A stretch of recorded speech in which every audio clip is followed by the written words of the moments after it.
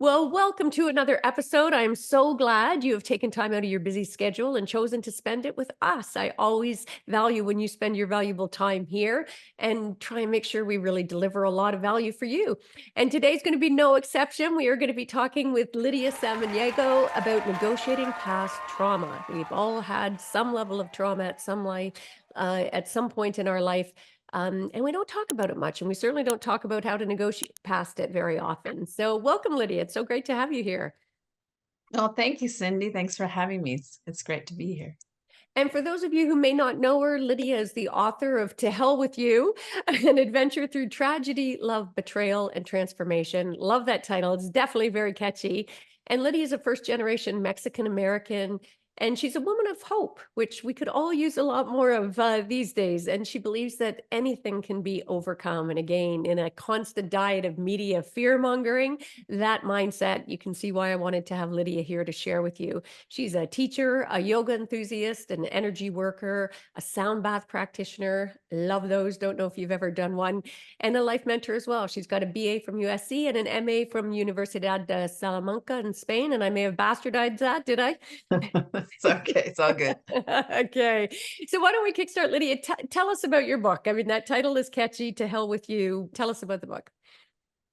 Well, sure. Thank you, Cindy. Well, it's not meant to send anybody to hell. It's just literal, really. It was a journey that I went to hell with someone, you, and it was my then husband.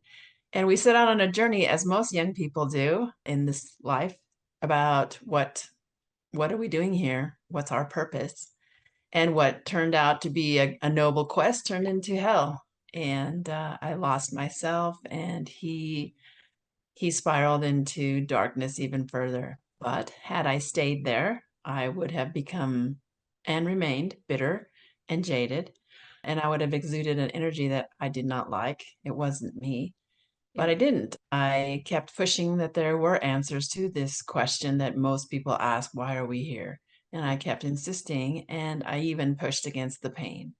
Yeah. And lo and behold, as the universe or God or whatever you want to call him, Yeah. or it, her, faithful, because underneath the pain, underneath the struggle and the ruin were some of the answers to the questions of living this life on earth.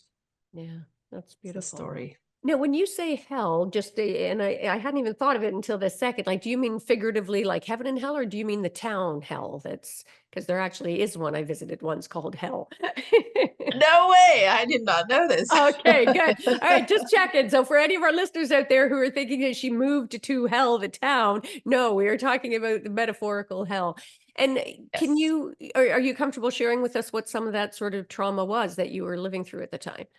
Well, he ended up taking a pellet gun and shooting out his eyes. And so it was just absolutely devastating because not only does, what do you do? How do you move forward from that? Because he's not dead per se, but Yeah, it's, yeah. And then mainly all the emotional and psychological trauma from that, yeah. and to rebuild because I felt like I was hit with a hammer in the heart and just it was Yeah. smashed. So, Wow, that and is an extreme thing to do. Were there mental health issues, or what on earth would ever trigger that? That's well, there I go into it in more detail in the book, but yeah. most people would say it's mental illness. Write my perspective as I go through it. I think that, mm, well, for our situation, there Hmm. were two paths. One was his and one was mine, and his was insisting on the negative Yeah. and not looking for the good, and mine was looking for the good. And that's why I consider this book, even though it's a memoir, but really it's a self-help book. Because if you see, you can see what happens when some person thinks a certain way and when one person thinks another way, and the paths are very clear. Yeah. Well, So, it's so timely. Like your book is, one of the reasons I wanted to have you on now as well. It's so because we're hitting that crossroads right now as well, where we've got this media constantly pushing an agenda and on the political scene of this negative, look for the worst, fear the unknown versus, a path of trying to step into a more positive way to be. So I think it's such an important message for everybody these days. Oh, thank you. I think so too. Going through all that, you think, oh my goodness, what is this all about? And you Yeah, feel shame as well, yeah, because of the yeah, choices you made and then how deep you fall or how yeah, deep I fell. And, but at the same time, I knew that there was something here that had to be shared with other people, and it helped me because of the diamonds that were forged from the fire. My sons and I have applied those things and continue to apply them in our lives, and they have saved our us, you know, yeah, because it's quite one thing when you go through pain and you don't really, really process it. yeah, yeah, Difficult again after the trauma to be truly happy for your neighbor, yeah, to be your fellow man, and going through what we did and applying the gems, the truths that we did find, I can honestly say that I can, with a pure heart, wish good for my neighbor and wish good yeah, for people and want that for them, as I want it for myself. But there was a time I didn't, yeah, and I saw the real despair in feeling that way. And yeah, then applying these truths, it's like, uh, and basically it's just love. Love is underneath yeah, all. yeah. So Well, and it's easy to get cynical with in this world, you have to make a conscious choice to choose better, right? Now, I gotta say, it had to be a difficult story to write. I can only imagine. So, how did you negotiate with yourself? I always say that's our most important, or at least our first negotiation. How do you negotiate with yourself to sort of push through the hard parts? well, Cindy, it was horrible because Yeah, I had to go back and relive it, and it was yeah, absolutely devastating to go back there. And I questioned myself many, many times, what am I doing this for? yeah. But when I was done, I felt like that young lady no longer existed, Mm, that this new one now emerged. yeah, And what pushed me, what the negotiation really was, is that I knew it had to help others because it had to. And so that was the thing, yeah. that my life is to help others. So Mm. I needed Well, to what a finish. beautiful dual purpose, right? Because I find there is something tremendously cathartic about writing down our stories. And a lot of people get that through journaling, but I love that you took it to that next level where you're like, okay, I want to get this story out and I want it to be of service. I think that's a really beautiful thing. Now, you mentioned your sons, Lydia, and negotiating with a suffering loved one is also can be really tough. So I'd love if you could share a little bit about your experience sort of negotiating this path, if you will, past the trauma with your sons. Oh, yeah, sure. Of course, I have four Yeah. sons. That's I And bow down to you. Holy yeah. testosterone, my gosh. Well, they are so beautiful, so lovely, and I am beyond blessed. Yeah, They are such beautiful young men.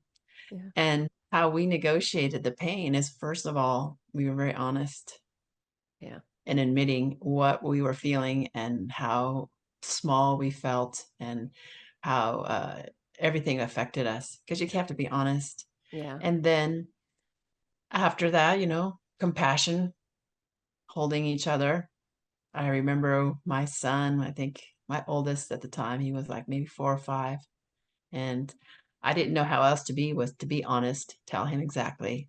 And people would probably disagree with me, but a child is very, very smart and very, very yes, wise and very ready. yeah, And they respond really well to honesty yeah, because they feel it. And yeah, so if your words don't match yeah, that energy that you're exuding, they're like, what? What? But when your energy matches your words, even though it's may be devastating and may seem weak, and we know confessing to a child your vulnerability, they respond, and they respond in such a way that is powerful, and yeah, they become so strong inside. yeah, That's what I saw over and over, and honestly, I didn't know how else to be.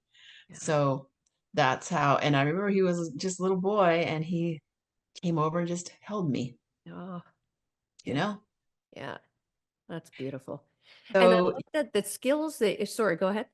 Well, I was just gonna say some of those sort of the way that you approached it as you're describing it, like that kind of vulnerability and honesty and integrity and compassion. For so long we've been duped into seeing those as weaknesses when in fact they're our greatest strengths in negotiations, whether with our loved ones, with, personally and professionally across the board. And people always kind of roll their eyes when I talk about the so-called feminine traits, right? And to me, that's the only way to get true successful relationships and get best outcomes. So I love that you sort of organically went there, you know? It's Yeah. yeah, We have a great relationship, the boys and I, and then with each other as well. They yeah, help each other along this, the same paths and the yeah. same principles. And so it's very, very beautiful. And what So, did you learn, Lydia? Like as you're sort of negotiating this with your sons to try and help them pass it through this honesty and whatever. I imagine there were lessons for you as well, were there? oh yes, of course. And one of the main one was that there is no manual that comes out with every child. Like this one, you need Isn't to that the work with truth? this way, and with this one that way. And that was really difficult because with one that I would apply and I would go through these certain principles with, did not quite work with the other. Yeah. So I had to just really like go into these principles and like, well, if that person is coming it from this angle, how do I help them? Yeah. So it was it's and it still is, because they're not just cut and dry. You have to work with it and understand it and apply them to your life. And the more you apply, the deeper they go and the wider they go. Yeah. So, and with each individual, because we all respond differently, and each Yes. one of my sons is so different from his brother. So Yeah. And that's such an important lesson in life, right? I mean, I'm chuckling as you're saying it because we started late and made up for lost time. I had 3 kids in 3 years and dramatically different personalities, right? Like same family, same upbringing, such a short time. And by the time we got like to the third with the, my daughter was like total rule follower for the most part. My middle one challenged a bit, but the third one, like we would always be able to do the countdown, right? I'm going to be 3, 2, 1, and then that was it. They comply. Our youngest, my husband one time, he's like, okay, that's it. 3, 2. And my little one just sat there staring at him like, Dawn, we need new strategy here, right? It's totally, and it's such a great lesson in life, though, again, whether in for our listeners, whether in your personal relationships or those high profile business deals and every aspect of your life, we often go in with certain trite expectations and cookie cutter templates about how to handle situations. And I'm so glad you pointed that out, Lydia, because everybody is different. And a big part of getting best outcomes in our negotiations, whether in our personal life or professional, is put in the prep work, right? About who is this person? Who do you need to be when you're interacting with this person? And it's different every time. So now it what lessons can you share with us about like negotiating past the grief and trauma? So Well, I think one, first of all, is you have to be honest. yeah, And then two is gratitude. And gratitude is, you hear it all the time. yeah, But it's one thing to be grateful when things are great, when everything's going your way. Great, it's really easy. yeah, But it's another thing when things are difficult and life is pressing up against you and you just think, oh my God, what, why, how come, geez, this is enough. yeah, And that is when gratitude shows itself to be a practice. yeah, It's not a state of being. You create the state of being by practicing it. So, like I've given this example before, but my mother died in a car accident suddenly and a few years ago. And that was absolutely devastating. It of ripped my course. heart apart. I mean, it's just like one minute she was here, and the next minute she's Yeah, gone in such a devastating way. And I was angry yeah, and I was hurt. And the grief was just killing me. I felt like my heart was literally breaking in half yeah, to lose my mother. And I acknowledged that. And then I just started thinking, okay, well, what can I be grateful here? This is horrible, but what can I be? So I looked at our relationship. I was grateful that I had no regrets with my mother, yeah, nothing left unsaid, nothing left undone. And the relationship that I had with her, I felt so grateful that she was my friend. yeah, She was my best friend, and she was my mother. And we had gone through, as daughters and mothers do, up and down and fights and here and this and that. But when I lost her, I didn't have that anymore. I had a great relationship. So I focused on that, yeah, even though it was extremely painful and I didn't understand why she had to have gone in that way. But because I focused on the good things that I could find in her and me and what we had, helped deal with the pain. It didn't take it away, but that's the mhm, point. It's not going to take it away, but yeah, it does help you ease into it and with more grace. yeah. I love And that then word grace. Yeah. yeah. Yeah. And that's a great perspective and a reminder and again for our listeners because we can't control what happens out in the world, but we can control how we choose to react to it. So I really like, Lydia, that you talk about it as a practice. This isn't just some magical state that descends and you either have it or you don't. You make a choice, you intentionally practice it. And I'm sorry about your mother. We're never ready to lose our parents, right? So I lost my mom recently, and it's not in a violent way like that. But you do have to, and there's always something to be good, even in the worst of times, right? And it's how some people end up being able to survive and thrive, and others wither, even in the most extreme circumstances. You think of the Holocaust or what historically, people in the same circumstances came out, some embittered for the rest of their life, and others coming out with hope and joy because they practiced gratitude where they could find it. So I think it's such a great lesson. Now, sometimes we fall short when we're trying to, we're human, we're going to fall short when we negotiate past trauma. You've got an interesting perspective on failure, if you could share that with us. Yes, that was huge for me when it made itself known to me because I thought I was a huge failure having, put all my energy into this quest and my husband and then everything possible fell apart. And I felt like a complete failure. And then until it realized that hey, all it is information. Yeah, Okay. Yeah, it didn't turn out the way I wanted. Yes, I didn't realize the dream that I wanted.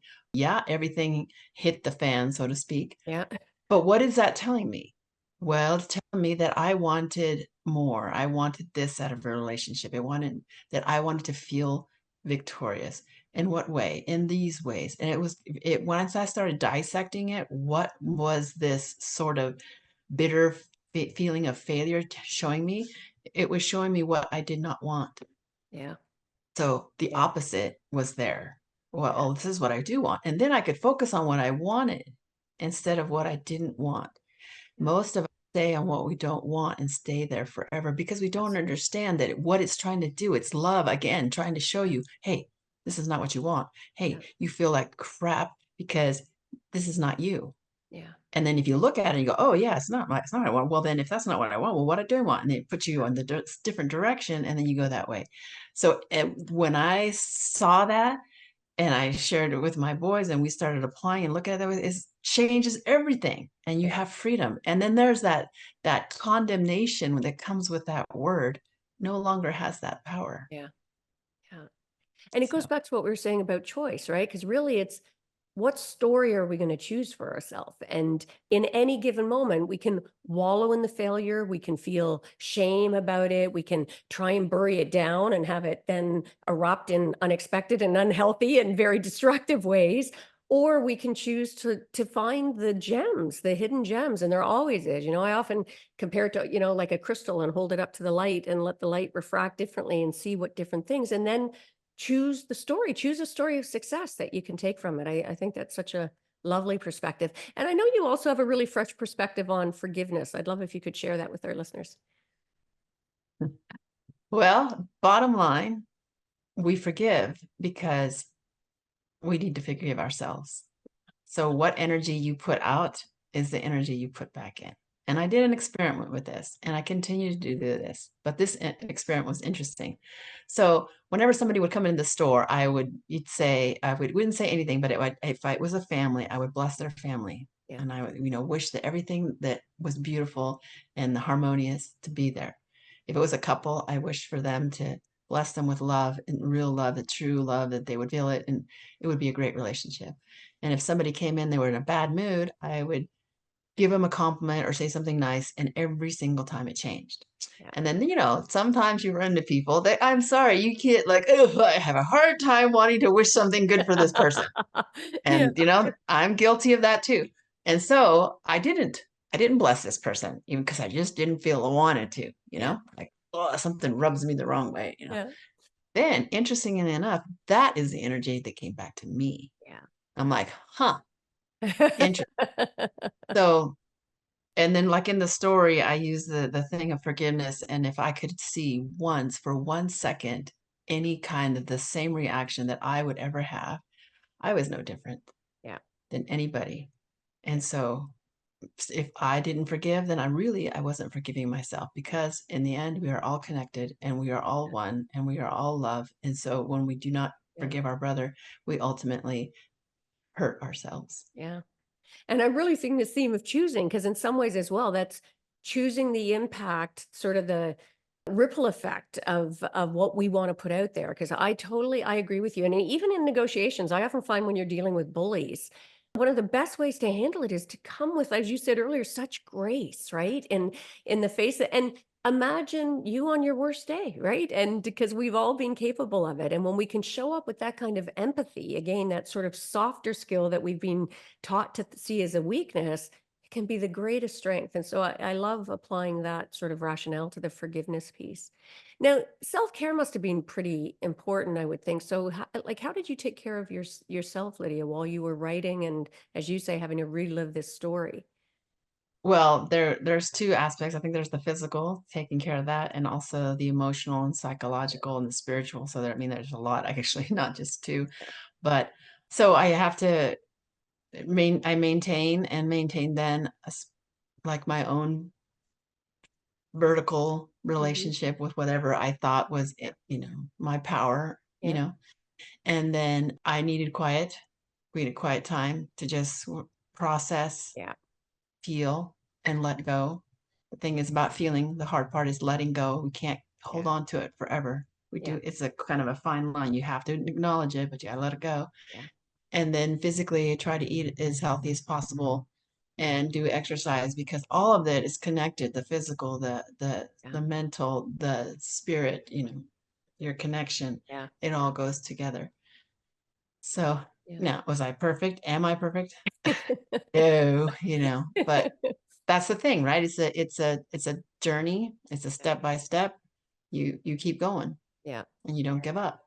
Yeah. Yeah. And it's nice that you talked about that. I needed some, like, I needed that time, right, to myself, because we are such a so conditioned to be driven, right? Go, go, go, to do, to do, to do. And sometimes it is so important to just give ourselves the space and grace to just be.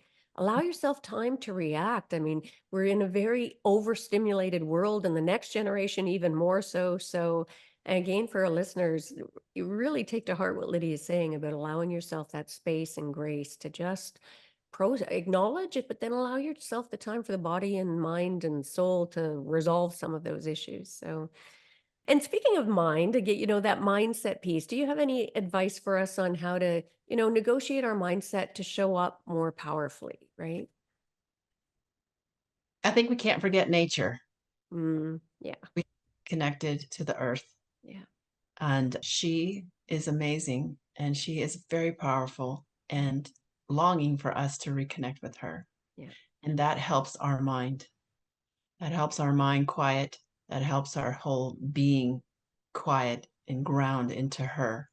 I would suggest, you know, find something to do outside, yeah, connect with outside, visit, hike, rock climb, swim, yeah, kayak, something yeah, that gets you to Mother Earth. Go collect flowers. I don't know, garden, you know, yeah. be And even important. just for a moment, right? It's funny you say that, because it often there are times when, if I'm starting to feel angsty or feeling the stress, or I'm working on a really big project, and I just open and go barefoot out on the grass and stand there just closing my eyes and listen. And all of a sudden you start hearing all the sounds of nature. And it is like something magical. Not only are you physically grounding yourself, right? But you're absorbing all of this energy and life. And it's impossible not to feel gratitude for that in those moments, right? Which then gives us that perspective shift. I think that's great advice. I love that. Now, Yes. what's one of the, oh, and the other thing I just wanted to comment on, that as you were saying it, that struck me when you said about she, right? Mother, Mother Nature or Mother Earth, because it's just so mind-boggling to me that we've been so conditioned to see the feminine as weakness, and the more so-called masculine, that more competitive power over kind of approach as being, the path to success. When, I mean, look at Mother Earth or Mother Nature, whatever you call it, we always associate it with the feminine. What is stronger, right? It's such a beautiful lesson for us. Here is strength blended with efficiency and compassion. And as you say, that sort of unbridled love, right? So lovely, That's, lovely yeah. lesson. Now, was there something surprising that you found or discovered while you were writing your book?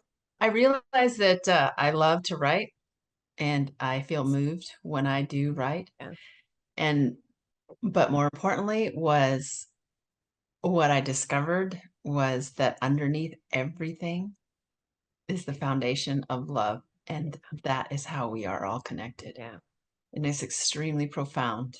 yeah, And people say, liken a lot, like a journey with climbing a mountain. And once you get to the top, you see everything and all that.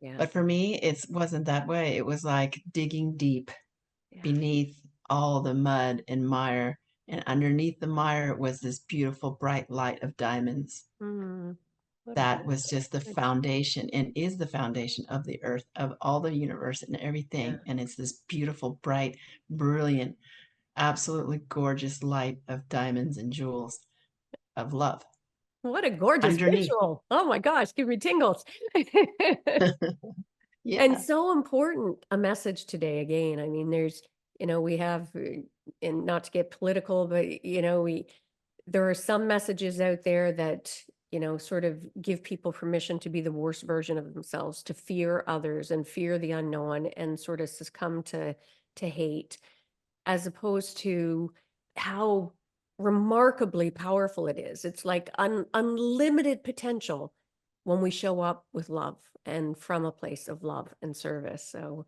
I'm so glad you've got that message going out in the world. Here's the thing, most people think that that's weak.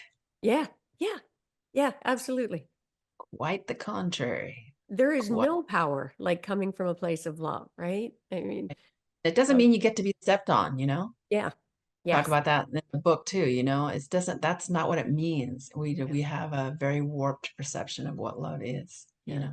Well, and we skew assertive and aggressive, I think is part of the problem, right? We conflate them and they're not the same thing.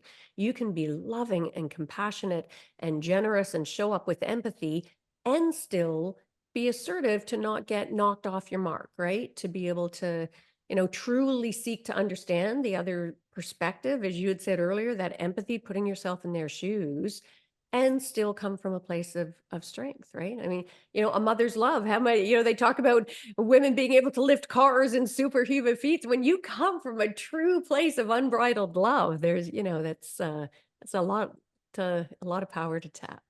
Now, you've already shared some. You talked about It is gratitude and that. Do you have non-negotiable habits that you're committed to, like sort of daily non-negotiable. habits? I would say no, Okay. because there are things that I do every day, meditate by myself, exercise, go through, read. Yeah. And to me, if I said non-negotiables, maybe people would consider that non-negotiable that I do. But sometimes you don't. You have a different day, and something happens, and you Sure. need to tend to somebody else's needs. Yeah. And so, to me, that's not negotiable. That you go, well, I got to do my stuff first. Yeah. Okay. You have a need that's been calling, so Yeah. you got to go serve that. Yeah. So I wouldn't call it that stringent. Do I have a Yeah. schedule or a routine that I try to keep to? Yes. But am I like non-negotiable about anything else to just Yeah. perturb that? No. I love that distinction. You know what? I've never really thought of it in exactly that way, but it's beautiful. And interestingly, it is more sort of what I would call, I call it the art of feminine negotiation, which isn't gender based at all. It's about those softer skills. And the way you just frame that is much like that non-negotiable sounds like that sort of chest beating, inflexible kind of approach. So I love your distinction on that. I think that's really, really powerful. And particularly to give ourselves again back to that theme about grace, right? Like there are some days you just need to give yourself the grace to, not go to the gym or whatever. And even coming from a place of service, absolutely. But even if it's not that, if you just need to give yourself the space, allowing the grace for that, I think that's lovely. So Right too. Yes. yeah. Hmm. Well, this has been just such a beautiful conversation, Lydia. And I normally like to end by asking, what's one of the greatest mindset shifts that you've had in your life? And it doesn't have to be about this process. It can be on anything where you've had an aha moment about thinking about something differently. I think that about the feminine energy, that it is quite powerful, beautiful, and exquisite, Yeah. that I have come to to believe that and to know it and to feel it. And I am so Mhm. grateful that in this feminine body that I have, I can embody that also feminine energy. Yeah. And it's funny because my son said that to me. He goes, Mom, I became a man raised by a woman, you know? And I was like, whoa, I don't have to be a man to raise a man. I just Yes. be in my feminine energy and the man responds. Yeah. It's That's beautiful. powerful. I love that. And just on that, that it remind me, like the fact that you have sort of 4 boys who are, growing and being raised by you in that feminine energy. Any tips you have? Because I know a lot of women today struggle with, how can I be effective to raise a boy into a young man who has values that, respect the feminine and that they're not afraid to lean into their feminine. What are your thoughts on that? I have a lot of thoughts on that because, well, first of all, you have to be honest Yeah. and you have to have boundaries and you cannot, that is non-negotiable. Yeah. That is non-negotiable. If you set a rule, you have to stay by. Even if you're exhausted, you have to, because they will push and they will Yeah. fall and they respond when you don't. Yeah. And then you have to be honest and you cultivate in them the ability to talk. Yeah. Because just because they're men doesn't mean that they don't have feelings and then they don't need to talk through things. Yes. They do. Yeah. And once they have that skill, because I even say that now, because Mom, women don't know how to talk. Oh, I'm that's sitting there trying to funny. get them to talk and they can't talk. You so, and express themselves and you have to be consistent Yeah. and know, and so that because they need to know that you are there and a rock. And Yeah. sometimes when you're not a rock, like I said before, when he was 6 years old and I was crumbling but I was honest, Yeah. he still responds because they respond to honesty. Yeah. Yeah. But that's a total different subject and Yeah, well, conversation. maybe, but we had chatted earlier. I think we should do a whole podcast episode just on that, actually, because I do think it's important and Oh instilling that yes. vulnerability, right? And not having them grow up to see it as a weakness, for them to just be so comfortable in their own skin and with their own emotional intelligence. And as they take that into all the relationships in life, I think it's so And important. here's the funny thing, Cindy, because if you met all my sons, they're all different, but they're all very masculine. Yeah. Yeah. Really interesting. Yeah. Very masculine energy that they just exude and Sure. they're just so beautiful, I Yeah. think, Yeah. you know, Yeah. each Um, so different. yeah. Lovely. Well, where can people learn more about you, Lydia? My website is lydiasameniego.com and my book is on Amazon, To Hell with You. And yeah, I Yeah. have social media. I'm on Facebook. I'm on Twitter. No, Instagram and YouTube and LinkedIn. So Okay, perfect. And for our listeners, we'll be sure to put that in the show notes as well. So do follow up. I mean, this is such a gorgeous perspective today. We could all use more of this positivity. And, the book is a beautiful combination. It's got stories, it's got lessons, it's got, just an inspiration to be able to live into your best life. And we could all use more of that. So, Lydia, thanks so much for sharing with us here today. I really enjoyed our chat. Cindy, it's been an honor. Thank you so much. Yeah, and you exude, you are the epitome. I must say, your voice is so rich, even like you totally exude feminine strength in so many ways. And your language choices are so visual and poetic and beautiful. So it's been quite a pleasure. And for our listeners, I'm sure you got tons of value here. There is something so beautifully soothing about spending time with Lydia. And I hope you got that and took down some of the nuggets, simple things that you can do to shift into your best life. Make sure to subscribe if you haven't done that and give the gift of sharing this episode with other people in your life who maybe could use a little more grace and space and coming from a place of gratitude. And before we sign off, just want to share some ways we can work together. If you recognize that all of life is a negotiation and you want to up-level your negotiation skills to negotiate your best life, check it out at theartoffemininenegotiation.com. And make sure if you haven't grabbed a copy of my book as well, Art of Feminine Negotiation, make sure to check that out.